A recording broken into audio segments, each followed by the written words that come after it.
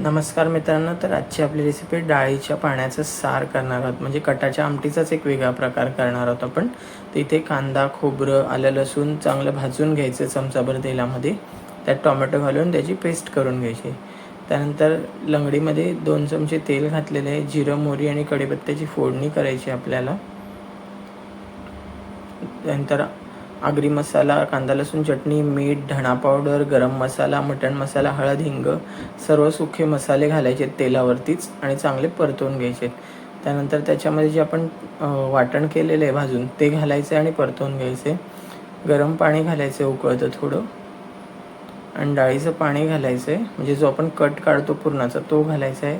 त्यात अजून गरम पाणी घालायचं आहे. चिंच आणि गूळ घालून घ्यायचं आहे आणि उकळी काढायची. साराला उकळी आल्यानंतर त्याच्यामध्ये कोथिंबीर घालायचे.